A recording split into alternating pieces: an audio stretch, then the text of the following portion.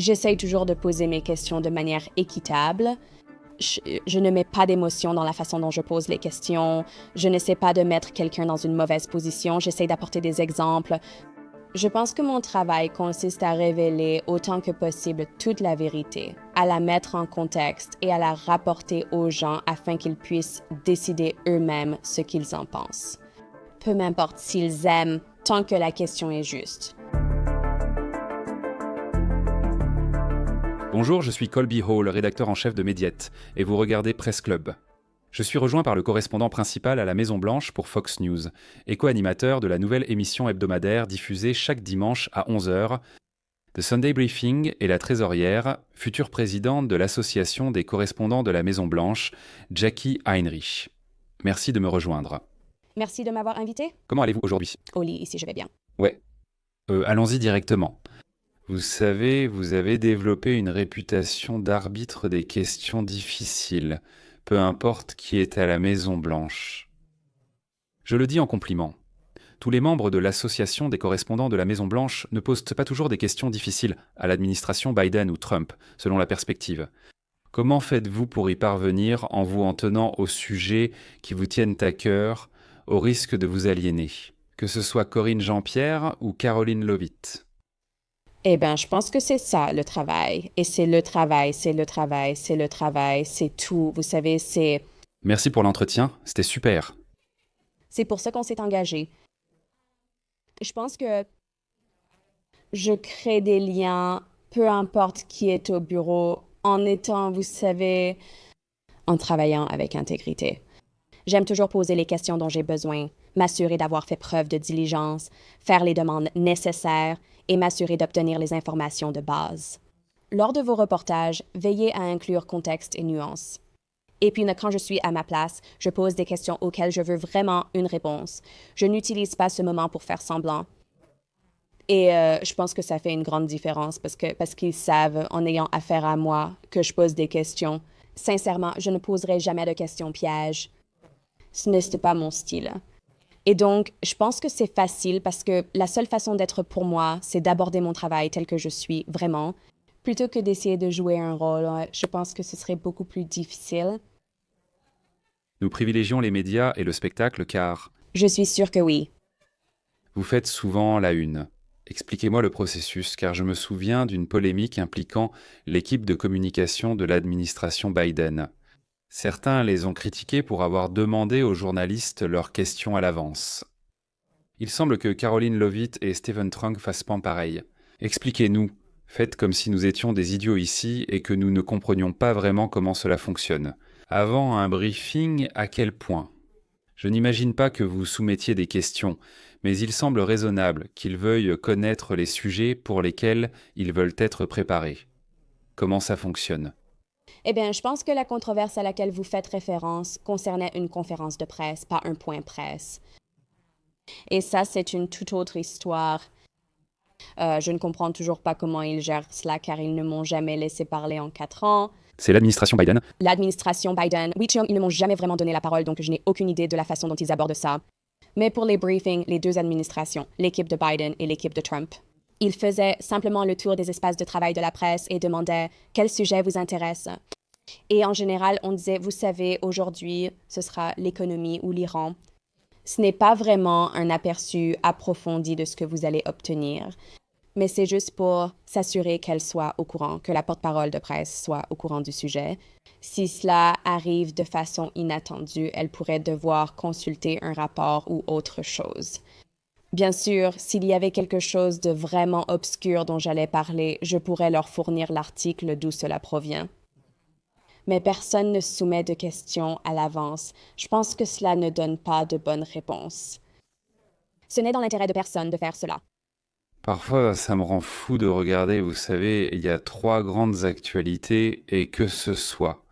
Les 2 administrations l'ont fait, ce qui pousse les gens du fond à s'interroger, ce qui est compréhensible.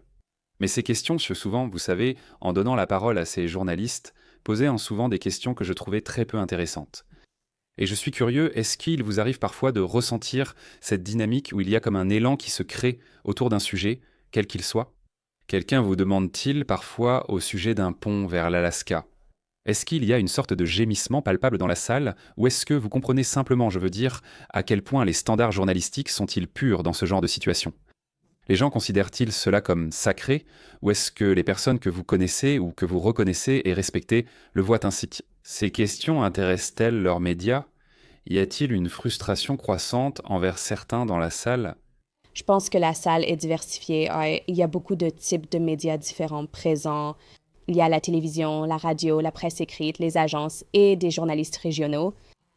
Ils ont tous des sujets différents qui intéressent leur public. Donc, on s'attend à recevoir différents types de questions venant de différentes parties de la salle. Je pense que le seul moment où cela devient frustrant, c'est quand on est dans une séance de questions-réponses dans le bureau ovale et que le président répond à une question. Une relance s'impose souvent, surtout si une question hors sujet perturbe tout. Quand tu fais partie du pool, tu t'attends à ce qu'il pose les questions pour agir au nom du reste du corps de presse qui n'est pas dans la salle et utiliser leur temps avec le président pour obtenir ses réponses. Mais je pense que dans la salle de presse, on comprend toutes que chaque média a ses propres priorités en fonction de ce qui est important pour lui. C'est leur moment pour poser des questions à leurs médias, alors que ton temps dans le pool est très différent. Et on peut toujours aller à la presse du bas ou à la presse du haut pour obtenir ses réponses après le briefing. Je ne veux pas te mettre dans une situation difficile, mais c'est une transition parfaite vers, sous cette administration, l'ajout des nouveaux responsables des médias, ce qui couvre un large éventail. Il y a Axios, et je n'arrive pas à me souvenir, d'autres médias plus réputés qui sont là. Parfois aussi Tim Pool ou Brian Glenn qui, j'en suis sûr, sont personnellement charmants. Mais ils ne semblent pas engagés à poser des questions journalistiquement solides. Ils posent souvent des questions qui semblent simplement répéter les arguments approuvés par la Maison-Blanche. Cela arrive fréquemment, lors des briefings et des échanges improvisés dans le bureau ovale. J'appelle ça la Brian Glenification du point de presse. Tu es en quelque sorte solide sur le plan journalistique, ou plutôt tu es solide sur le plan journalistique. En tant que membre du conseil d'administration de l'Association des correspondants de la Maison-Blanche, est-il délicat que ces personnes ne respectent pas les normes journalistiques? Ou voyez-vous cela comme une force reflétant la pensée des gens?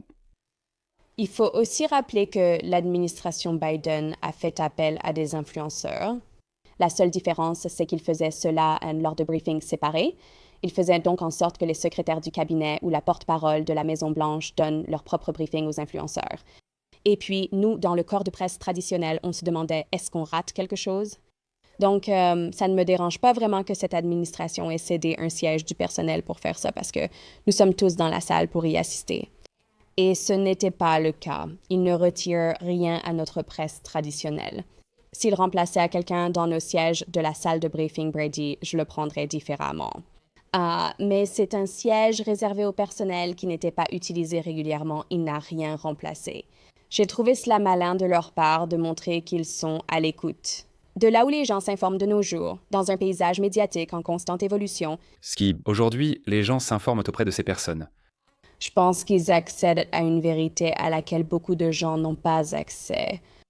Beaucoup de gens s'informent sur leur téléphone plutôt qu'avec des abonnements ou la télévision. Les frères Midas ne sont pas inclus dans cela. Les gars Midas, en quelque sorte. Vous ne voyez pas d'influenceurs de gauche dans les nouveaux médias. Vous voyez principalement des personnes qui sont, vous savez, issues des médias à succès comme Breitbart. Mais encore une fois, ils ne respectent pas toujours les standards journalistiques de Fox News ou du New York Times. Vous êtes surpris, sous Biden, des influenceurs de gauche venaient. Mais pas en salle de presse. Ce sont des choses différentes, non? Vous soulignez un point pertinent en vous demandant ce qui vous échappe. Et je dirais que beaucoup des journalistes présents dans la salle de presse sous Biden représentaient dans son ensemble des marques historiques qui penchaient à gauche, même s'ils ne l'admettraient pas forcément. Mais je pense que peut-être que l'administration Trump a exploité cette faille à un niveau exponentiellement supérieur en ayant. Vous savez, Brian Glenn est un gars qui pose tout le temps des questions sur les sprays et qui va ouvertement défier Vladimir Zelensky à propos de sa garde-robe. Je comprends votre point de vue. Je pense que de mon côté, ils vont faire ce qu'ils veulent faire. Tant qu'ils ne prennent pas la place que nos médias traditionnels occupent, tant qu'ils ne nous empêchent pas de poser nos questions. Je crois que les téléspectateurs distinguent l'info d'un journaliste ou d'un influenceur, du moins je l'espère. Donc, ça ne me pose pas de problème. Et quelle est l'alternative? Qu'ils vont tous nous remplacer. Franchement, je n'ai vraiment aucun problème avec eux. Consacrer un poste au sein de l'équipe à leur nouvelle entreprise médiatique, leur laisser décider qui ils laissent entrer ce jour-là, moi. C'est aussi beaucoup de travail de s'assurer que tu prends en compte les demandes de ceux qui veulent venir et ce qu'ils vont demander. Obtenir leur accréditation pour la journée. Si elles veulent assumer ce travail, très bien. À condition que cela ne nous empêche pas, médias traditionnels, de poser nos questions à ces responsables et de faire notre travail. Aucun problème, la réponse est correcte. Je ne pose pas de questions pièges, mais en voilà une. D'accord. Comment appelle-t-on la masse d'eau qui se trouve au sud des États-Unis? La masse d'eau qui se trouve au sud des États-Unis. Tu sais, qui est en quelque sorte en dessous, c'est le golfe du... Dans mes reportages, J'essaie juste de faire un point plus large. Je veux dire, je me fiche un peu de ce que tu penses, mais en fait, ça compte vraiment pour moi ce que tu penses. Mais c'est compliqué. C'est mon introduction à la polémique entre l'Associated Press et Trump. Je veux dire, il a coupé l'accès de l'Associated Press parce qu'ils ont refusé de l'appeler le Golfe d'Amérique. Tu t'es exprimé à ce sujet. Dis-nous ce que tu en penses.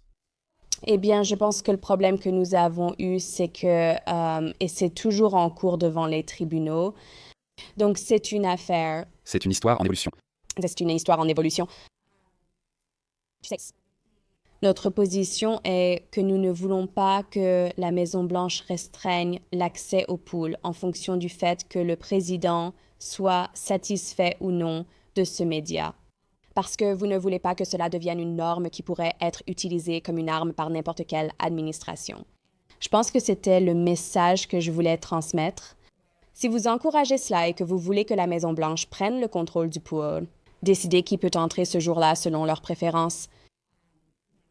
Bien sûr, il y a peut-être beaucoup de personnes conservatrices qui applaudissent cela aujourd'hui, mais ces mêmes personnes conservatrices seront furieuses quand la présidente Alexandria Ocasio-Cortez expulsera tous les conservateurs de tous les médias à tendance conservatrice hors du groupe de presse. Je pense qu'il faut juste garder à l'esprit que ces décisions, vous savez, créent des précédents. Et vous voulez vous assurer d'avoir un corps de presse qui pose aux dirigeants du monde libre les questions qui doivent être posées. Et qu'il n'y ait pas non plus la crainte que, si vous faites votre travail, vous soyez puni pour cela. Et je pense que c'est l'autre aspect, cette sorte de facteur d'intimidation. Vous ne voulez pas que l'on ressente que si vous posez une question qui va contrarier la présidente, d'une manière ou d'une autre, votre accès sera révoqué. L'accès est quelque chose d'important et c'est fascinant, car il semble que c'est dans la nature humaine de vouloir maintenir et gérer l'accès. Mais le rôle d'un journaliste est de poser les questions auxquelles on ne veut pas répondre. Au sein de l'administration Biden, vous l'avez très bien fait, ce qui a fait la une des journaux. Poser des questions difficiles à Green. Jean-Pierre à propos de ce qui semblait être un déclin cognitif très évident à la fin de la présidence de Joe Biden. À leur crédit, ils ont continué à poser des questions, mais cela a dû être gênant et difficile pour vous. Comme vous savez, comment est-ce que c'est dans la pièce quand vous poursuivez l'histoire spécifique que vous connaissez? Quelqu'un avec qui vous travaillez refuse la question. L'ambiance est-elle tendue ou gênante? Et comment gérez-vous cette relation de manière à ne pas, vous savez, perdre l'accès? Est-ce une question juste? Est-ce que ce n'est pas une question juste? Je pense que j'essaye toujours de poser mes questions de manière équitable. N'est-ce pas, Espoir? Je ne suis pas émotive dans la façon dont je pose les questions. Je n'essaie pas, vous savez, de mettre quelqu'un dans une mauvaise position. J'essaie d'apporter des exemples, de me référer à... Pour être clair, Appelle-les des preuves. des preuves pour clarifier aux spectateurs pourquoi il est important que cette question soit posée, que je ne cherche pas simplement à te salir, et ce n'est pas le cas. Je ne pense pas que ça change quoi que ce soit. Ça ne fait que donner des bonbons. Je veux avancer la discussion. Je pense que mon travail consiste à révéler autant que possible toute la vérité. Mettre cela en contexte et le présenter aux gens pour qu'ils décident eux-mêmes. Je pense, vous savez, que ça m'est égal s'ils n'aiment pas ou non, tant que c'est une question juste. C'est une bonne réponse. De la même manière, vous avez posé des questions très difficiles à l'administration Trump et je pense vous avez rapporté les faits avec beaucoup de courage. Par exemple, tant après le sommet Trump-Poutine qui a vraiment été écourté. Vous avez dit ce que vous pensiez, et affirmait que l'ambiance dans la salle donnait l'impression que Poutine avait écrasé Trump. Je vous paraphrase peut-être. C'est un exemple qui a poussé le président Trump à vous interpeller. Plus précisément sur Truth Social, ce que je soupçonne être une bénédiction mitigée. C'est un insigne d'honneur journalistique. Mais il a aussi beaucoup de fans fidèles et cela attire des ennuis. Qu'éprouvez-vous lorsque le président, chef du monde libre, vous interpelle publiquement ? Est-ce que ça vous fait avaler de travers ? Est-ce que ça vous fait paniquer ? Ou bien vous vous dites « Eh bien, je ne suis pas là pour lui plaire ». Comment vous gérez ça ? Je veux dire, je n'y pense pas vraiment. C'était, vous savez, un extrait d'une intervention de 8 minutes que j'avais faite et qui contenait beaucoup plus d'informations. J'ai dit que Poutine est arrivé et a totalement dominé la conférence de presse. Il est allé directement au pupitre, il a commencé à parler avant que Trump n'énumère, vous savez, ses plus grands arguments pour justifier la guerre. Nous étions tous dans la salle à nous demander ce qui se passait. Ensuite, ils n'ont pas pris de questions. Il y avait bien plus que ce que je pense, ce à quoi le président réagissait et la façon dont les gens comprenaient cela. Mais je sais que j'ai fait mon travail. Je sais que je l'ai fait. J'ai dit ce que j'ai dit, j'assume ce que j'ai dit, je le redirai, je l'ai inclus. Eh bien, il semble tout à fait exact. Et j'ai eu l'impression que c'est exactement ce qui s'est passé. N'est-ce pas? Et donc, je pense, avec le contexte de tout ce que j'ai rapporté reste ma référence. Vous avez un problème avec mon reportage. Et si la présidente ou quelqu'un d'autre a un problème, ma première question est « Qu'ai-je mal fait? Qu'est-ce qui manquait? Ai-je oublié une question ou présenté quelque chose d'inexact? » Si elles ne peuvent pas répondre à cela et qu'elles n'aiment tout simplement pas ce que j'ai dit, je ne passe pas vraiment beaucoup de temps à y penser. Je suis sûre que ce ne sera pas la dernière fois que je contrarierai ce président ou un autre. Je veux dire, mon travail consiste simplement à... Tu dois contrarier le président. Eh bien, c'est de poser des questions et de refléter les choses telles qu'elles sont du mieux que je peux, et de le faire de manière juste et cohérente. Et je pense que mes sentiments à propos de quelque chose ne sont pas importants, pas plus que les sentiments de quelqu'un d'autre à ce sujet. Je compartimente et me concentre sur mon travail. Je vais le dire comme un compliment. Vous avez une excellente réputation dans le monde des médias politiques, tout comme votre co-animateur Pierre Doucy, pour poser des questions difficiles aux deux administrations. Et je pense que Fox News traverse une période vraiment incroyable. Elle domine les audiences, elle surpasse la concurrence, elle dispose d'une plateforme de streaming solide et gagne plus d'argent que jamais. Sa partie opinion prime time a été la chaîne la mieux notée de toute la télévision pendant l'été, n'est-ce pas incroyable, ou bien cela en dit long sur la télévision classique. Il semble parfois qu'il n'y ait pas vraiment de division, mais peut-être une légère tension entre la partie actualité et les présentateurs d'opinion dont le travail est de proposer une analyse. C'est tout à fait cohérent. Sean Hannity me l'a dit plusieurs fois. Il est un conservateur fier, il l'assume, tant mieux pour lui.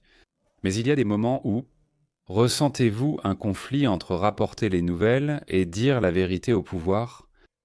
Et une grille de programme en prime time qui s'adresse en grande partie à un public de plus en plus pro-Trump ou de droite?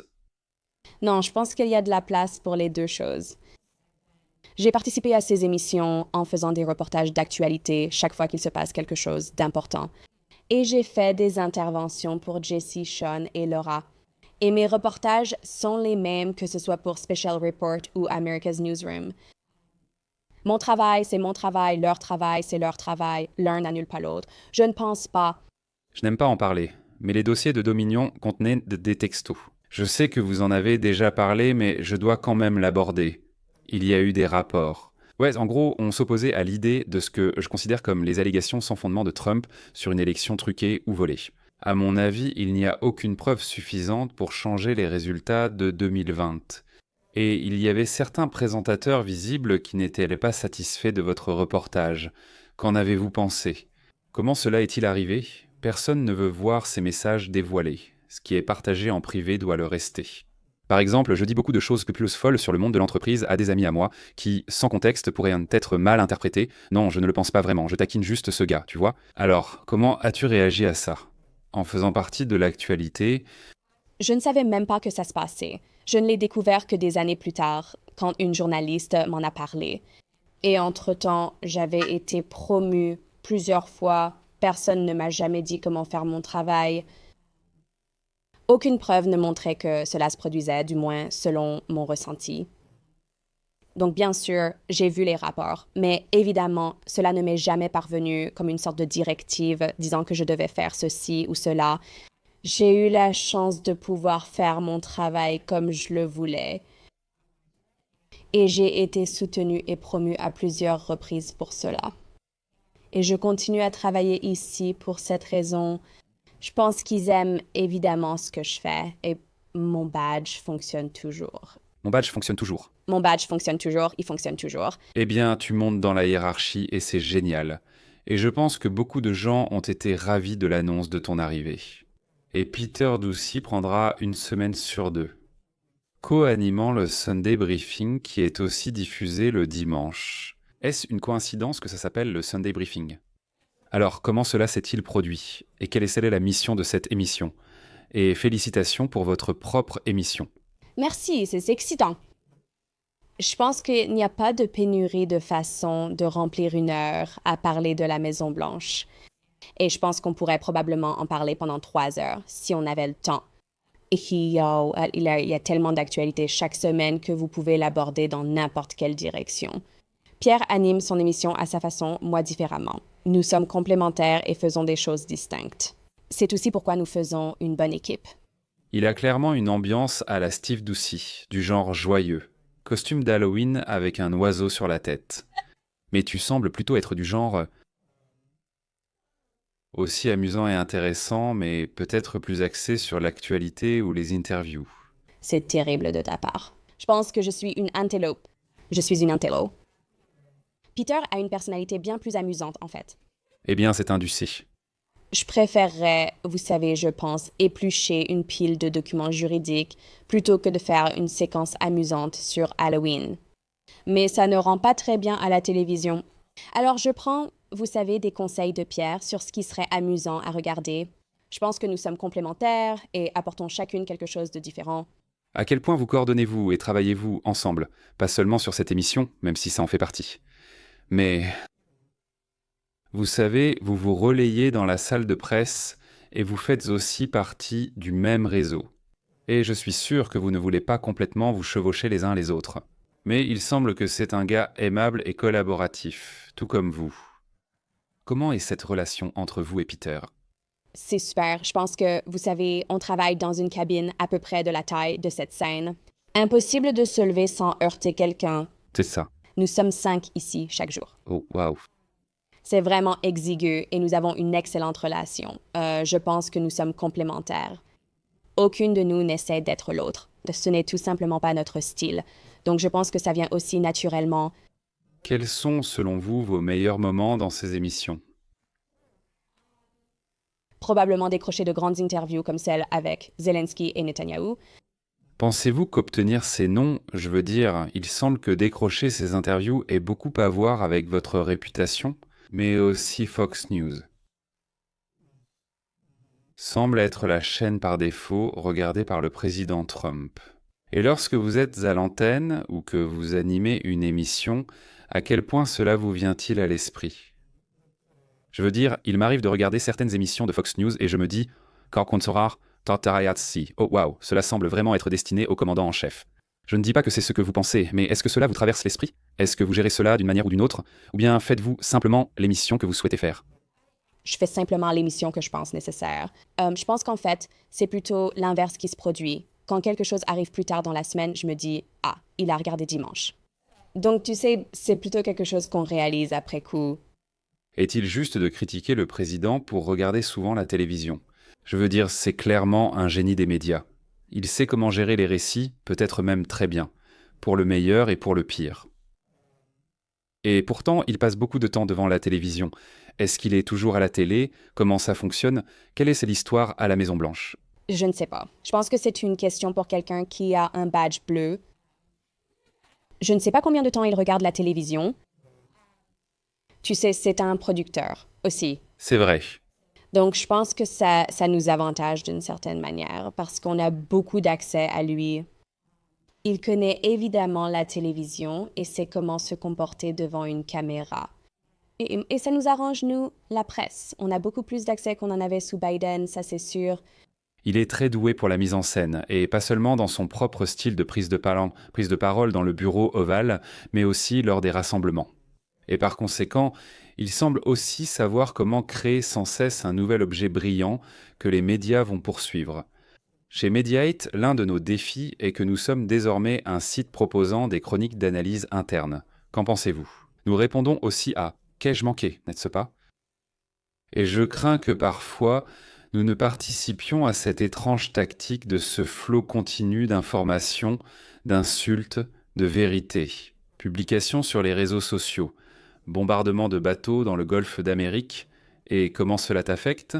Comment fais-tu? Il semble qu'il y ait un besoin de trier les histoires pour toi personnellement, pour ton émission, mais aussi pour la chaîne. Comment le média gère-t-il tous ces différents types d'événements remarquables? C'était l'océan. Avec seulement 24 heures par jour et 45 minutes pour ton émission du dimanche, comment arrives-tu à tout prioriser? Et d'une certaine manière, est-ce que Trump profite d'un média submergé par autant d'actualités? Eh ben, je pense que c'est toujours assez évident. Tu structures ta façon de raconter en fonction de ce qui touche le plus les gens. Qu'est-ce qu'il est important que les gens sachent aujourd'hui? Et tu pars un peu du haut vers le bas à partir de là. C'est toujours une cible mouvante. Je pense que le vrai défi, c'est qu'on peut savoir ce qui est important le matin, mais cela peut changer à midi.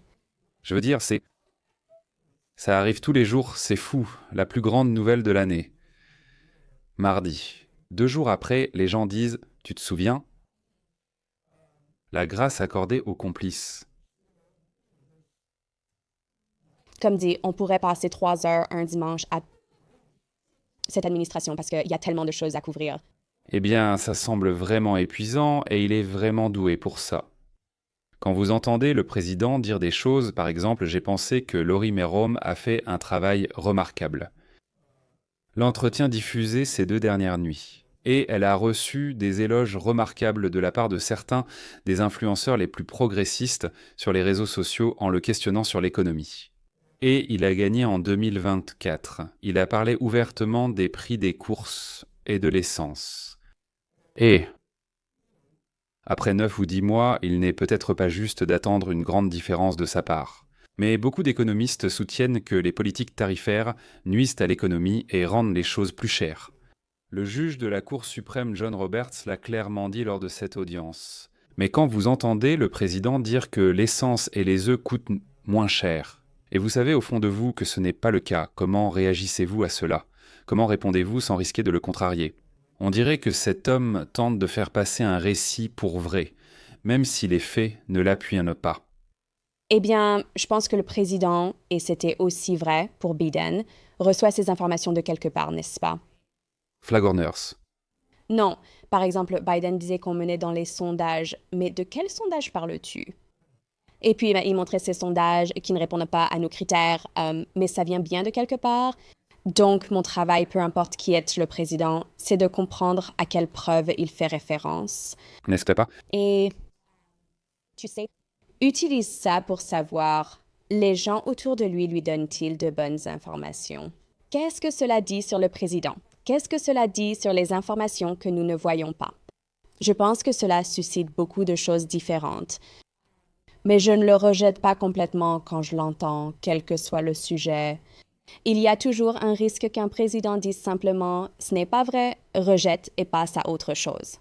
Je cherche des preuves contraires et aborde toujours mon travail avec un point d'interrogation. Qu'est-ce que c'est? Ou pourquoi?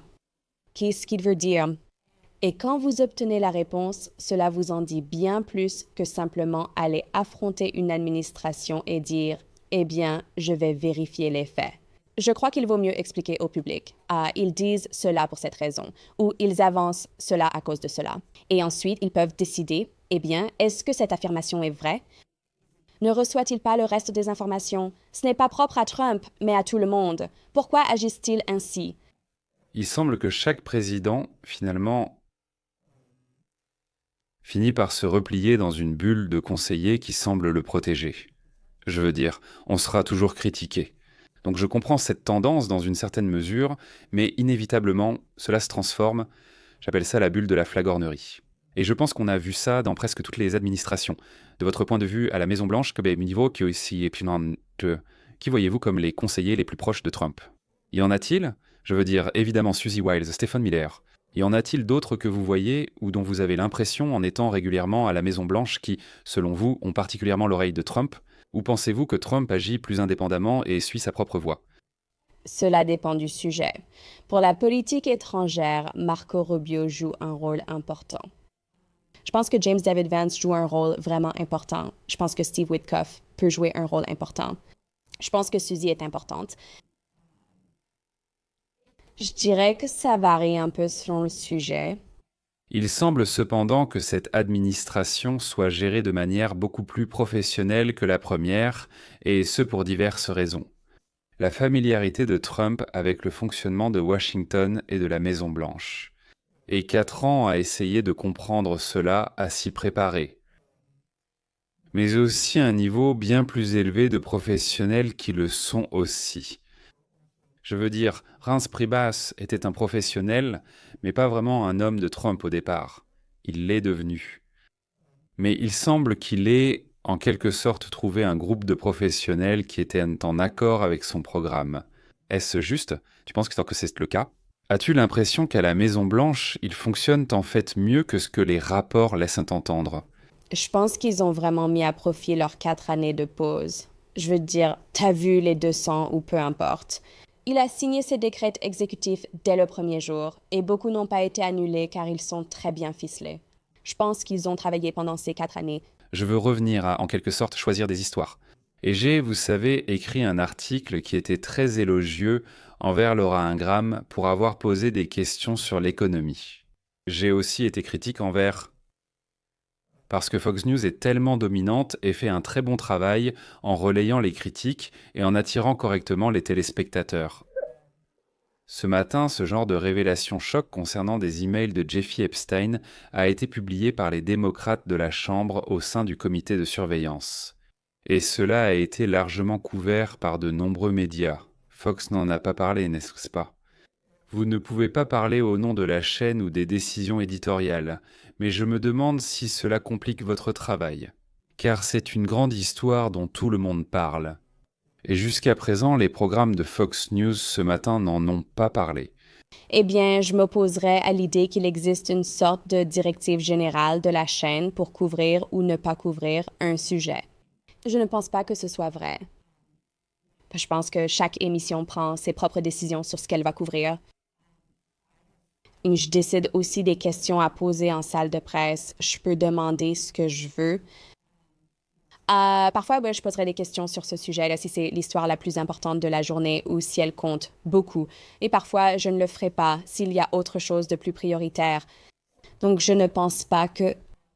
Tu sais, il n'y a pas vraiment l'idée que mon travail est rendu plus difficile parce que les émissions précédentes ne l'ont pas abordé. Je veux dire, ce sont généralement des décisions sur ce qui compte le plus. Nous sommes en plein shutdown du gouvernement en ce moment. Je veux dire, ça pourrait se terminer aujourd'hui. Je suis sûre que tu pourrais voir un petit aperçu de ça dans Special Report. Ils mettent souvent en avant des sujets peu traités dans la journée. Je ne le promets pas au nom de l'émission. Mais ce que je veux dire, c'est que chaque émission prend individuellement ses propres décisions concernant la couverture. Et... Vous savez, j'ai entendu, Brett fait du bon travail. Guidé par ce qui compte pour les gens. N'est-ce pas? Chaque émission a son point de vue. Pourquoi changer une formule qui fonctionne? Mais cela suscite aussi des critiques. Mais c'est une excellente réponse. Tout le monde ne veut pas entendre les mêmes informations. Et c'est une réponse juste. Vous êtes récemment fiancé et il paraît que vous allez vous marier l'année prochaine. Je l'ai appris. Félicitations. Merci. Votre fiancé est membre du Congrès, un membre républicain du Congrès. Et tout de suite, les gens ont dit « ça montre un parti pris ». Vous avez déjà répondu à cela. Mais je pense que j'aimerais vous entendre en parler et vous donner une chance équitable de vous exprimer. Parce que je ne comprends pas vraiment l'indignation, mais je pense qu'il ne s'agit pas d'indignation, mais plutôt de questions ou d'inquiétude. Donc, y a-t-il un conflit du fait que vous soyez finalement fiancé à un membre républicain du Congrès? Je ne pense pas. Je veux dire, je ne le couvre pas et tout ce qui le concerne de près, je ne le couvre pas non plus. Ce qui rend les choses parfois agaçantes parce que je dois vraiment protéger cela et prendre beaucoup de recul. Mais je ne voudrais pas mettre en péril la réputation pour laquelle j'ai tant travaillé afin de faire mon travail avec intégrité. Donc, tu prends simplement du recul. Je ne crois pas qu'il y ait vraiment de controverse. Je veux dire, Brian ne m'a pas invité à sortir avant que je couvre la Maison-Blanche depuis environ 5 mois. Je l'ai rencontré quand je couvrais le Capitole, mais je ne le connaissais que dans des contextes publics. Par exemple, j'allais dîner avec d'autres personnes et on ne parlait que du travail. C'est pour ça que j'ai vraiment été très surprise. Quand il m'a invitée, j'ai été surprise que ce soit un rendez-vous, car il ne savait rien de moi. J'étais là. Voici le titre. Le député ignore ce qu'ils ont fait aux médias de Washington, au Monde. Il ignorait en m'invitant à sortir. Ensuite, je suis allée voir mes patrons pour demander si j'avais le droit d'accepter, car l'idée, vous savez... Et ils ont dit non, comment oses-tu? Ils ont dit, tu ne le couvres pas. Pourquoi? Tu n'as pas besoin de notre permission. Tu veux y aller? N'est-ce pas? J'ai dit, je ne le fais pas, peut-être. Laisse-moi y réfléchir. Donc, je l'ai fait patienter un moment pendant que je passais par toutes les voies officielles, et il a été très patient pendant que je lui trouvais une réponse. Je sens une comédie romantique, peut-être une série en 8 épisodes sur Apple Télévision. Oh mon Dieu, j'espère que non. Mais je suppose que ça le suggère, et je pense que c'est évident, et les gens semblent se qualifier cela de critique de l'état profond. Washington District de Columbia est une ville centrée sur une seule industrie, où tout le monde fréquente les mêmes événements et connaît souvent les mêmes personnes. Il va forcément y avoir un peu de croisement, non? Et ce n'est pas seulement toi et ta fiancée. Mais je pense qu'il y a beaucoup d'exemples de lobbyistes et de membres du Congrès ou de membres des médias. Vous allez tous à la même fête, donc assister au dîner des correspondants de la Maison-Blanche, c'est beaucoup. Oui, je veux dire, je ne pense pas être la première ni la dernière. Je pense que la chose à laquelle il faut faire attention, c'est simplement de s'assurer que tu ne sors pas, tu sais, avec quelqu'un que tu couvres. Ce serait un vrai conflit d'intérêts, mais ce n'était pas le cas au début, ça ne l'a jamais été. Donc je me sens bien par rapport à ça. Le dîner des correspondants de la Maison-Blanche est un événement. Voici les deux dernières questions. Je n'y suis pas allé l'an dernier car je trouvais que le moment était étrange pour y aller. Événement en tenue de soirée. Pour plusieurs raisons, surtout parce que je trouve cela épuisant et moins amusant qu'avant. La nouveauté a disparu pour moi. Mais vous savez, il y a en quelque sorte une attaque assez forte contre les droits du premier amendement. Et il y a quelque chose de déplaisant pour moi à voir des membres de la presse défiler sur un tapis rouge. Le dîner des correspondants, dans sa forme actuelle, est-il encore utile selon vous? Est-ce désormais pourquoi les journalistes vont-ils sur les tapis rouges? Eh bien, ce n'est pas seulement un dîner pour les journalistes, c'est aussi une collecte de fonds pour des bourses d'études. Nous récoltons des fonds pour permettre à la prochaine génération de journalistes d'aller à l'école. Nous nous rappelons mutuellement le travail que nous avons accompli au service du premier amendement. C'est l'occasion de se taquiner. Je pense que ce sera amusant. Je pense que ça a été peut-être un peu politique ces dernières années et j'espère qu'on pourra revenir à un endroit où c'est juste pour s'amuser. Trump reviendra-t-il un jour? Je l'espère. Wesh. Peut-être le soudoyer avec genre Andrea Bocelli ou quelque chose comme ça. Tu penses que c'est ce type-là? Je ne sais pas. Je réfléchis juste à qui il voudrait se montrer. Il adore Carrot Top. Carrot Top, c'est un truc incroyablement hilarant. Tu ne connais même pas Carrot Top. Si, je connais. Tu connais Carrot Top? Oui. Avec les cheveux et les longs leggings. Oui. Tu es fan de Carrot Top. C'est le Botox. Je te jure, je suis plus âgée. C'est un peu flippant. Dernière question, historiquement, qui sont parmi tes préférés ou ceux qui se démarquent? Quel journaliste de la Maison-Blanche estimais-tu exemplaire? Ou pas forcément ceux que tu as pris comme modèle, mais ceux que tu admirais vraiment? Qui ont influencé ta carrière et ton rôle actuel au sein du corps de presse de la Maison-Blanche? Eh bien, je ne sais pas s'ils m'ont influencé dans le sens où j'essaie de les imiter. Je pense que, par principe, je n'essaie jamais d'être comme quelqu'un d'autre parce que je pense que ce serait épuisant. Mais j'ai toujours vraiment admiré les personnes qui ont une compréhension profonde de l'histoire. Et Georges Condon est, vous savez, l'un des meilleurs pour ça. Vous pouvez lui poser une question et il vous donnera une réponse vraiment approfondie et j'apprécie vraiment cela chez lui. Aussi, Kelly O'Donnell, c'est une autre excellente, vous savez, gardienne de notre corps de presse. Pouvoir simplement le dire est vraiment précieux. Quand vous avez quelqu'un qui a fait ce travail pendant longtemps et qui peut dire « Voilà comment c'était différent sous ce président » ou « C'est ce président qui a apporté ce changement », indiquer aux nouveaux venus que c'est ainsi que les choses se passent habituellement et qu'il faut rester attentif à toute anomalie est tout simplement précieux. Tu n'as pas pensé à Colby Hall de Mediette. Jackie, ça a été un vrai plaisir de discuter avec toi. Merci beaucoup d'avoir répondu à des questions parfois difficiles, mais justes. Et tu t'en es très bien sorti. Merci. Bonne chance pour ton spectacle et ton mariage. Et j'ai hâte de te voir dans la salle de briefing. Merci.